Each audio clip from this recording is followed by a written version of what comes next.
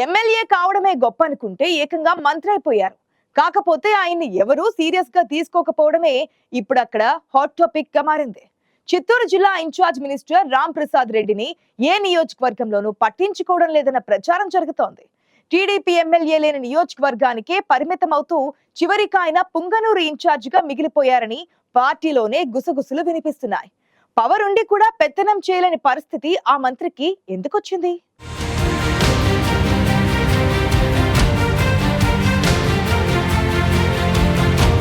అన్నమయ్య జిల్లాకు చెందిన మంత్రి మండిపల్లి రాంప్రసాద్ రెడ్డిని చిత్తూరు జిల్లా ఇన్ఛార్జిగా నియమించింది టీడీపీ అధిష్టానం. జిల్లా ఎమ్మెల్యేలను నాయకులను సమన్వయం చేసుకుంటూ పార్టీని పటిష్టం చేయాల్సిన బాధ్యతని ఆయనకు అప్పజెప్పింది. అయితే గ్రౌండ్ లెవెల్లో సీన్ మాత్రం పూర్తి రివర్స్లో ఉందనే టాక్ బలంగా ఉంది. ఇన్ఛార్జ్ మంత్రిగా గౌరవించడం అలా ఉంచితే కనీసం మంత్రిగా కూడా ఎమ్మెల్యేలు గుర్తించడం లేదన్న ప్రచారం జరుగుతోంది.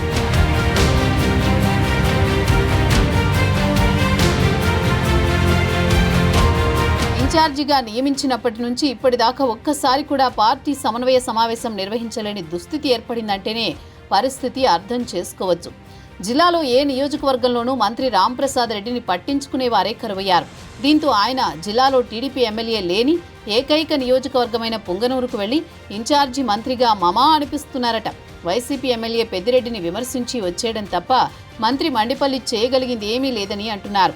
మొదటిసారిగా ఎమ్మెల్యేగా గెలిచిన రాంప్రసాద్ రెడ్డి మంత్రిని చేయడమే ఎక్కువైతే ఆయన్ని సీనియర్లున్న చిత్తూరు జిల్లాకు కేటాయించడమే ఈ పరిస్థితికి కారణంగా కనిపిస్తోంది.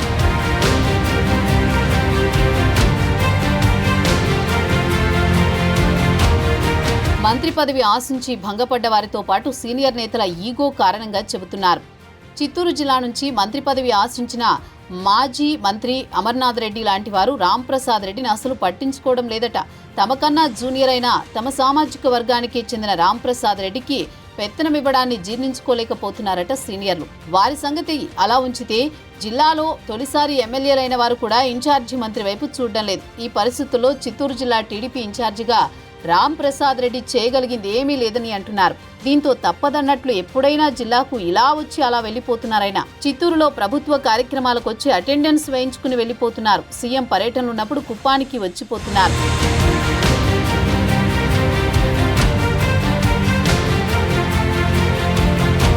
ఇన్ఛార్జి మంత్రిగా మండిపల్లి తేలిపోవడంతో చిత్తూరు జిల్లాలో నాయకుల మధ్య సమన్వయ లోపం కనిపిస్తోందని చెబుతున్నారు. పక్కనే ఉన్న తిరుపతి జిల్లాకు ఇన్ఛార్జిగా ఉన్న రెవెన్యూ మంత్రి అనగాని సత్యప్రసాద్ ఎప్పుడు జిల్లాకు వచ్చినా అన్ని నియోజకవర్గాల ఎమ్మెల్యేలు ఆయనకు స్వాగతం పలికి మరీ కార్యక్రమాలకు హాజరవుతూ ఉంటారు.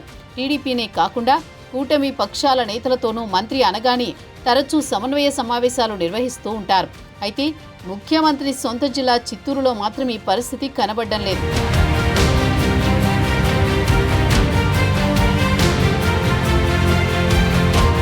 చిత్తూరు జిల్లాలో ఒక్క పుంగనూరులో మినహా అన్ని నియోజకవర్గాల్లో టీడీపీ ఘన విజయం సాధించింది. దశాబ్దాలుగా గెలుపులేని పూతలపట్టు, గంగాధర నెల్లూరు లాంటి చోట్ల కూడా సత్తా చాటింది.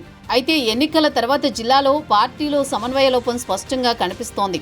కేవలం ముఖ్యమంత్రి చంద్రబాబు జిల్లాకు వచ్చినప్పుడు తప్ప మిగతా రోజుల్లో ఎమ్మెల్యేలు పార్టీ కార్యక్రమాల్లో పాల్గొనేందుకు ఉత్సాహం చూపడం లేదన్న చర్చ కేడర్లో జరుగుతోంది.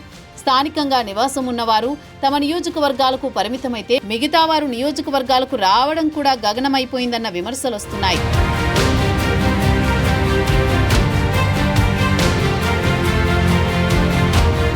ఇన్ఛార్జి మంత్రిగా ఉన్న మండిపల్లి రాంప్రసాద్ రెడ్డి వ్యవహార శైలి కూడా చిత్తూరు జిల్లాలో పార్టీ సమన్వయ లోపానికి కారణంగా కనిపిస్తోంది.